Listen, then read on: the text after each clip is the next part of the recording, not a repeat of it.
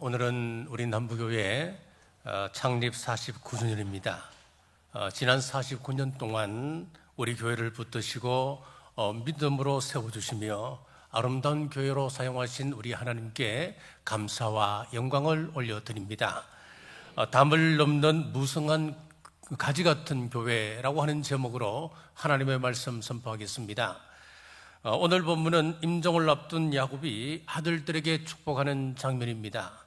그런데 이 축복은 단순한 덕담이 아니었습니다. 창세기 49장 28절 하반절입니다. 그들 각 사람의 분량대로 축복하였더라. 하나님은 각 사람의 삶과 믿음 그리고 그릇에 따라 복을 주셨다고 말씀합니다. 그러므로 복을 구하기 전에 먼저 우리는 믿음의 그릇을 준비하셔야 합니다. 예수님을 믿는다고 하는 것은 요행을 바라는 것이 아닙니다. 간혹 예수님만 믿으면 마치 도깨비 방망이를 얻은 것처럼 복이 저절로 굴러온다라고 생각하는 사람들이 있습니다. 그러나 믿음은 요행을 기대하는 것이 아닙니다.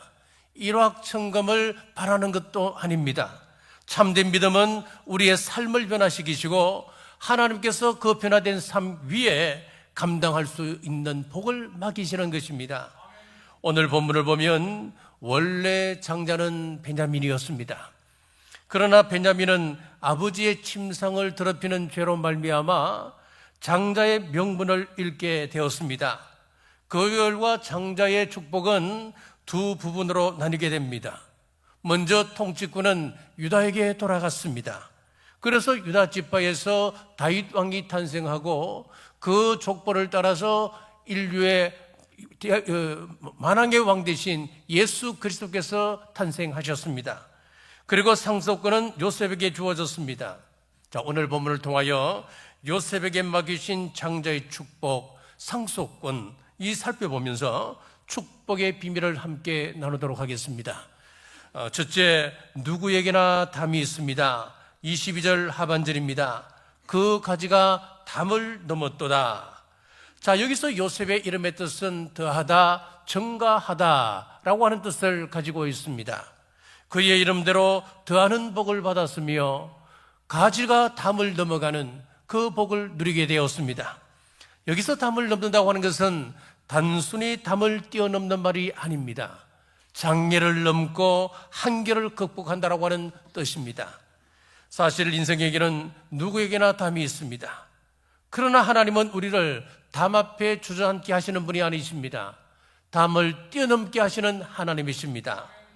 우리 교회의 지난 49년의 역사를 돌아보면 순간순간마다 담을 뛰어넘는 역사였습니다.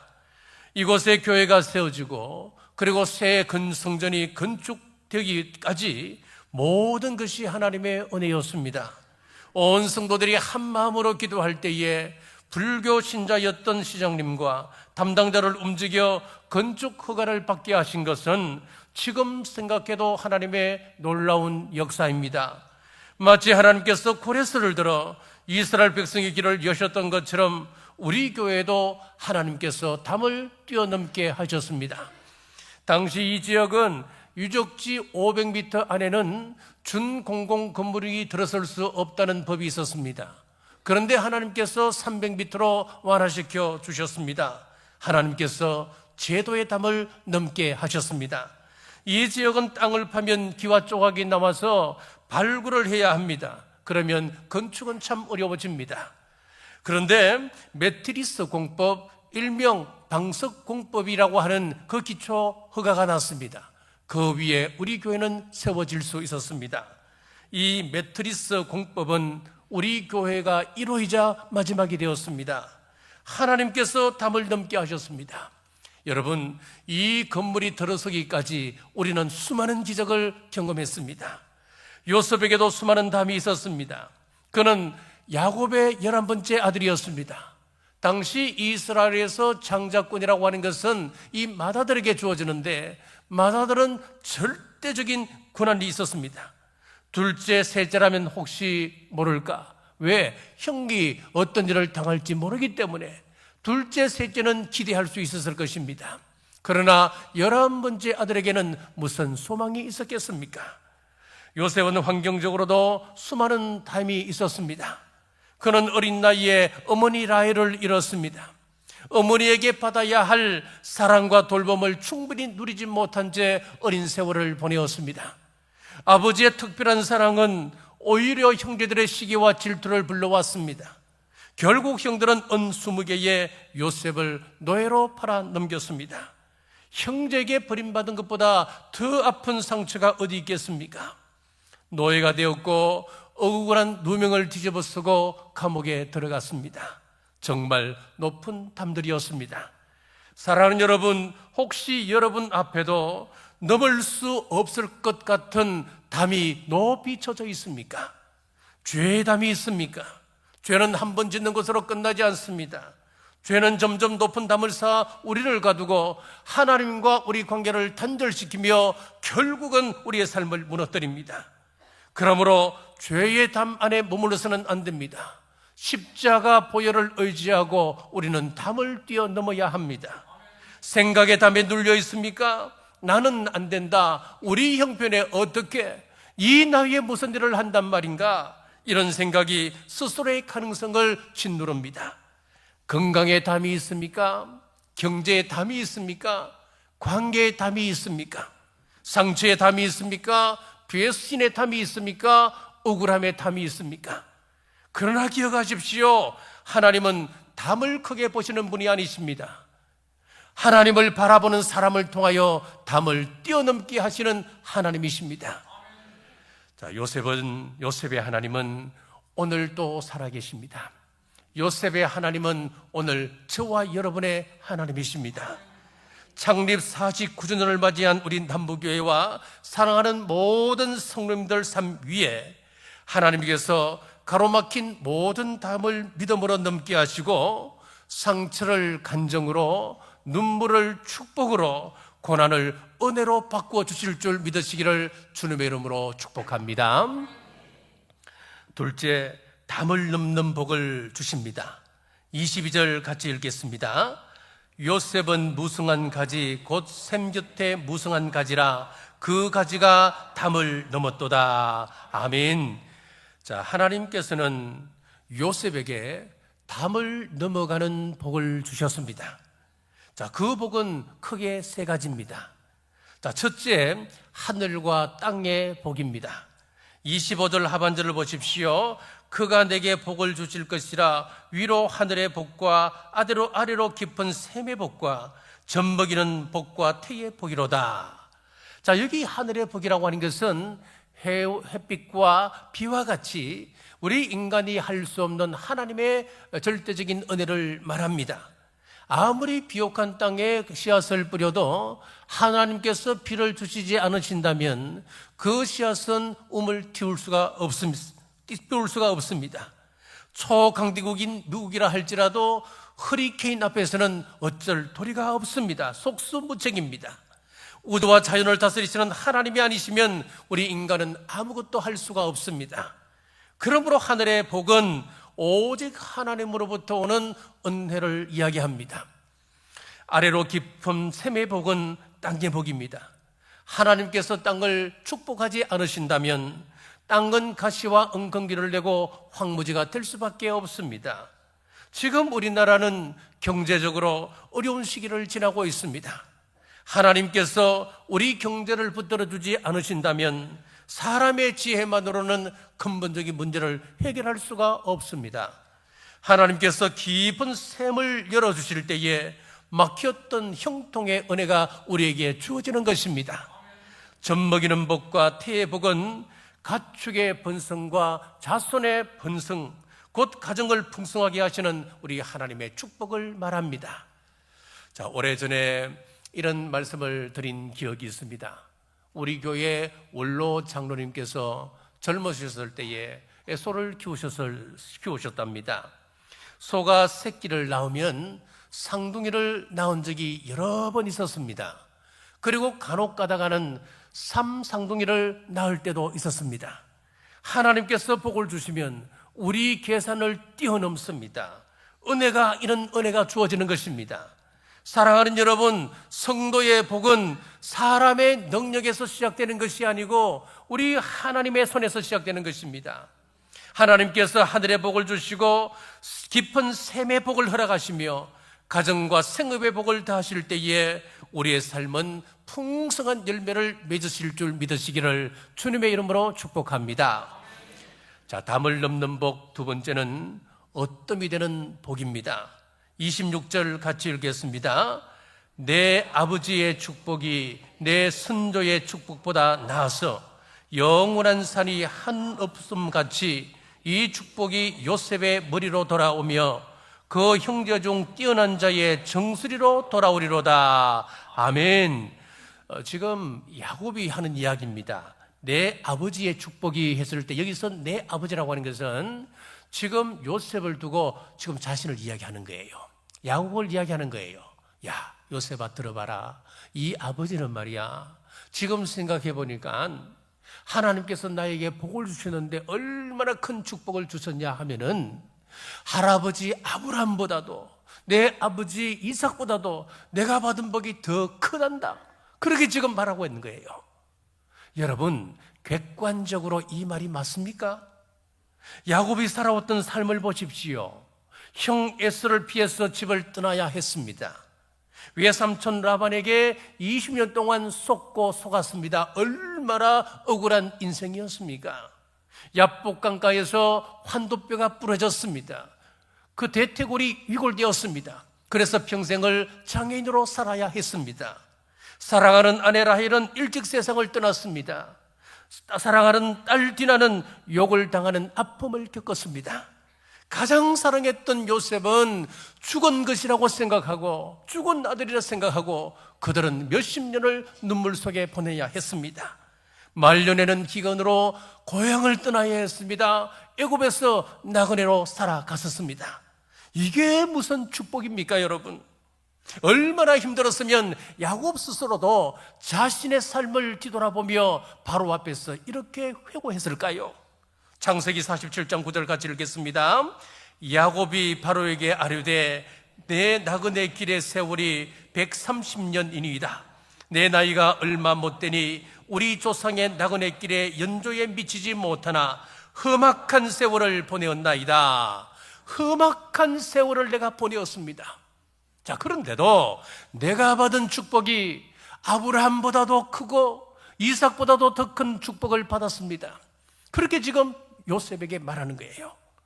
온갖 고난을 당해도 하나님께서 나를 사랑하시고 하나님께서 나를 지금 이 자리에 있게 하신 것, 본인은 축복으로 아는 것이었습니다.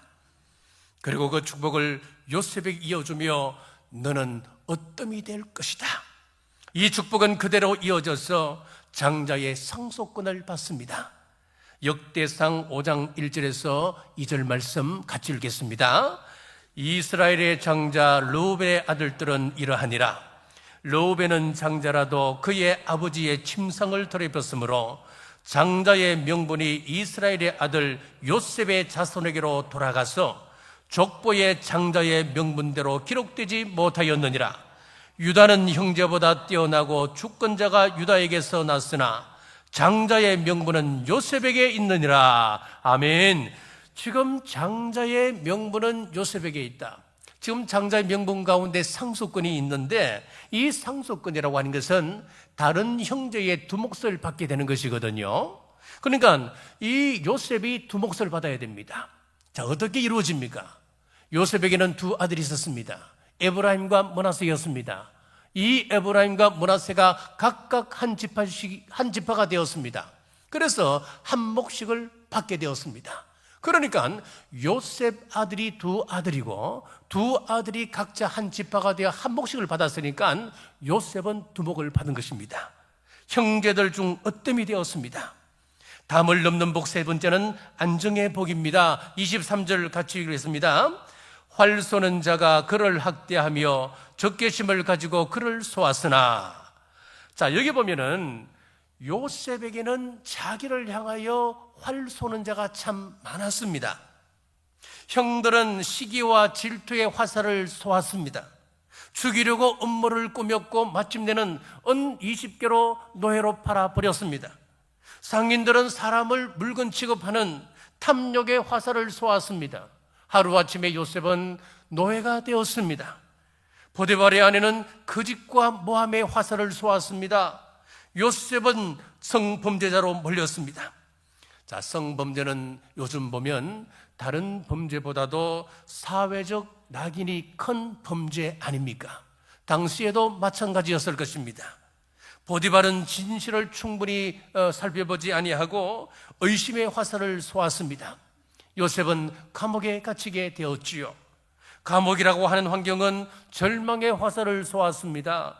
아무 잘못 없이 청춘을 감옥에서 보내야 했습니다. 술 맡은 관원장이 망각의 화살을 쏩니다. 나를 기억해달라 간곡하게 부탁했지만은 감옥에서 풀려나 복직했던 이 술 맡은 관원장은 까마득하게 2년을 외면했습니다. 그러나 사람들의 화살은 하나님의 계획을 꺾지 못했습니다. 24절 상반절 놀란 말씀을 합니다. 같이 읽겠습니다. 요셉의 활은 도리어 굳세며 그의 팔은 힘이 있으니 아멘. 자, 성경은 요셉은 활을 잘 쏘았다 그렇게 말씀하지 않습니다.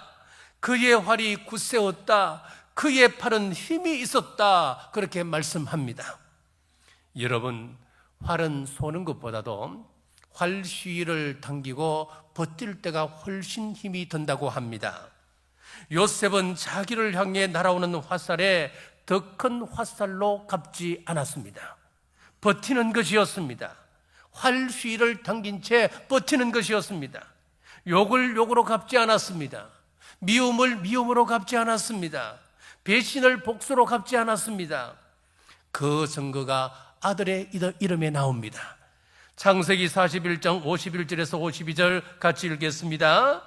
요셉이 그의 장남의 이름을 므낫세라 하였으니 하나님이 내게 내 모든 고난과 내 아버지의 온 집 일을 잊어버리게 하셨다 하며 차남의 이름을 에브라임이라 하였으니 하나님이 나를 내가 수고한 땅에서 번성하게 하셨다 함이었더라. 아멘.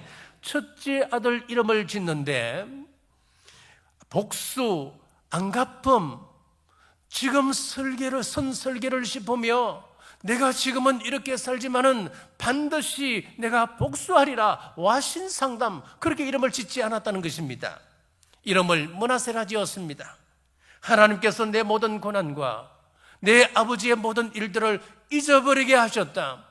형들은 나에게 화살을 쏘아댔지만은 나는 활을 쏘지 않으리라 잊어버리자 므낫세 그렇게 이름을 지었습니다. 그 힘이 어디에서 나왔답니까? 24절 중반절 같이 읽겠습니다. 이는 야곱의 전능자 이스라엘의 반석이신 목자의 손을 힘입음이라. 아멘. 하나님께서 버틸 수 있는 힘을 요셉에게 주셨다고 성경은 말씀하고 있습니다. 그리고 둘째 아들 이름을 에브라임이라 했습니다. 하나님께서 나를 고난의 땅에서 번성케 해주셨다 그런 뜻입니다. 순서가 중요합니다. 먼저 므낫세고 그 다음이 에브라임입니다. 먼저 용수고 그 다음에 풍성함입니다. 번성케 하시는 것이었습니다. 사랑하는 여러분, 우리를 향해 독한 화살을 쏘아대는 사람들이 있습니다. 가정에서도 그렇습니다. 직장에서도 있습니다. 심지어 교회에서도 그럴 때가 있습니다. 그럴 때 우리의 마음은 더 강한 화살을 쏘아주고 싶은 생각이 들 것입니다. 상처를 준 사람에게 상처로 되갚아주고 싶고 미움은 미움으로 갚아주고 싶습니다. 독설은 독설로 되갚아주고 싶어집니다. 그러나 우리 하나님의 사람은 다릅니다. 요셉은 복수의 화살을 쏘지 않았습니다. 대신 용서의 활을 붙들었습니다. 그리할 때 하나님께서 담을 넘는 복을 허락해 주신 줄 믿으시기를 바랍니다. 자, 셋째, 무성한 가지가 된 비결이 있습니다. 자, 22절 중반절 같이 읽겠습니다. 샘 곁에 무성한 가지라. 아멘. 요셉이 담을 넘어가는 인생의 비결은 자기의 능력에 있지 않았습니다. 샘 곁에 뿌리를 내리고 있었기 때문이었습니다. 샘, 생명의 샘 되시는 하나님께 붙어 있었기 때문이었습니다. 우리도 마찬가지입니다. 우리 교회가 담을 넘어가는 교회가 되려면, 여러분의 가정이 담을 넘어가는 가정이 되려면, 여러분 인생이 담을 넘어가는 인생이 되려면 은혜의 샘, 말씀의 샘, 생명의 샘 되시는 우리 하나님께 붙어 있어야 합니다. 여러분, 나무에서 가장 중요한 것이 뭡니까? 뿌리잖아요. 그런데 우리 사람은 열매를 먼저 보는 것이지요. 그러나 우리 하나님은 뿌리를 먼저 보시는 것입니다. 혼자 기도하는 시간, 혼자 말씀 읽는 시간, 아무도 알아주지 않는 곳에서 순종하는 시간이 바로 샘과 연결되는 시간입니다. 보이지 않는 곳에서 하나님과 연결된 사람이 보이는 열매를 맺게 되는 것입니다. 그래서 성경은 반복적으로 이렇게 말씀하고 있습니다. 창세기 39장 2절 말씀입니다. 여호와께서 요셉과 함께 하심으로 그가 형통한 자가 되어, 21절입니다. 여호와께서 요셉과 함께 하심으로, 23절입니다. 여호와께서 요셉과 함께 하심이라. 노예가 되었을 때도, 감옥에 들어갔을 때도, 총리가 되었을 때도 여호와 하나님께서 요셉과 함께 하셨습니다. 인간의 능력이 형통을 만드는 것이 아닙니다. 하나님의 임재가 형통을 만들어가는 것입니다. 사랑하는 여러분, 여러분은 지금 어디에 뿌리를 내리고 있습니까? 세상은 돈에 뿌리를 내리라 말합니다.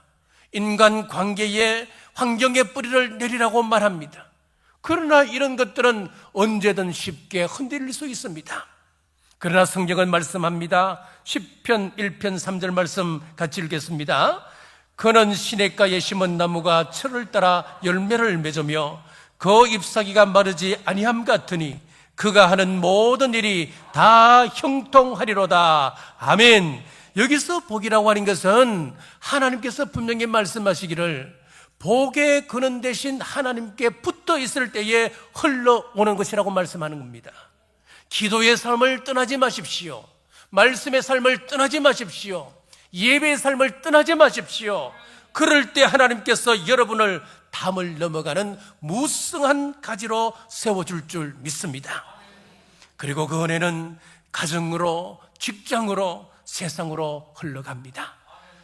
자, 어느 가난한 가정의 이야기입니다.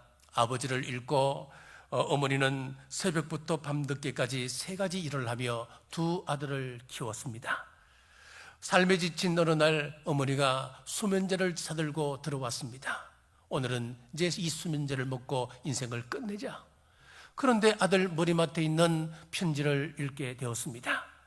엄마에게, 엄마, 오늘 엄마가 시킨 대로 콩이 물렁해 졌을 때 간장을 부었는데 동생이 짜서 못 먹겠다고 투정해서 한 대 때렸더니 울다가 잠들어 버렸어요. 엄마, 용서해 주세요. 내일은 일 나가기 전에 저를 꼭 깨워서 콩 삶는 법을 가르쳐 주세요. 엄마, 피곤하시지요? 저희들 때문에 엄마가 고생하는 것을 다 알아요. 꼭 건강하세요. 자, 이 편지를 읽은 어머니는 수면제를 휴지통에 던졌습니다. 이 한 아이의 사랑이 한 사람을 살렸고 한 가정을 살렸습니다. 그렇습니다. 가정에 한 사람의 믿음이 있다면, 한 사람의 기도가 있다면, 한 사람의 사랑이 있다면 요셉이 가정을 살리고 민족을 살리고 세계를 살렸던 것처럼 그 가정은 무너지지 않습니다. 그 축복의 씨앗이 바로 여러분이시기를 주님의 이름으로 축복합니다. 자, 말씀을 맺겠습니다. 요셉은 무성한 가지라 그 가지가 담을 넘었도다. 담을 넘었다고 하는 것은 단순히 어려움을 극복했다고 하는 뜻이 아니었습니다.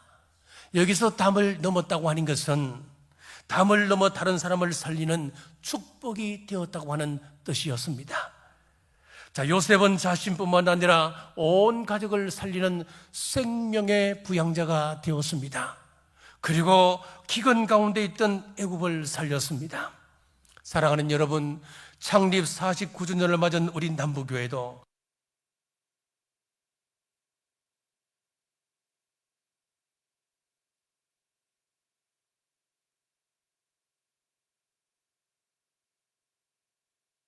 지경이 넓어지고 섬김의 손길이 더 커져서 우리 하나님께 받은 사랑을 세상에 흘러보내는 그런 교회 되기를 주님의 이름으로 축복합니다.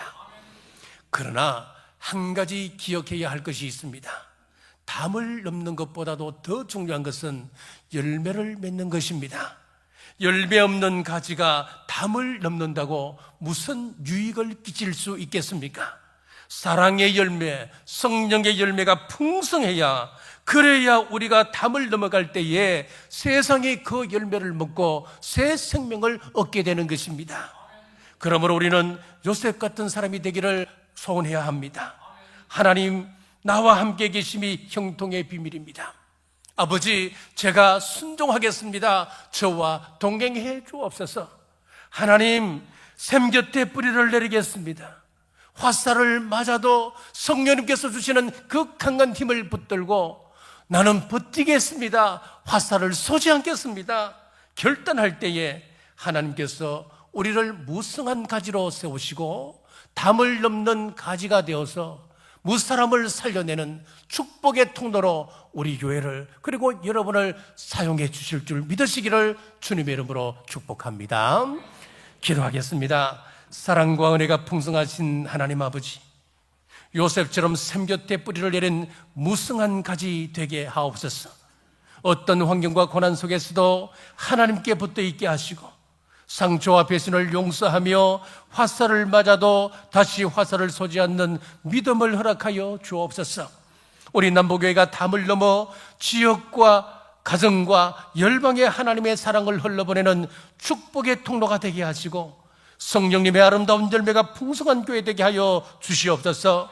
창립 49주년을 맞아 세상을 살리는 거룩한 영향력을 나타내는 교회 되게 하옵소서. 다시 오실 예수님 이름으로 간절히 기도드리옵나이다. 아멘.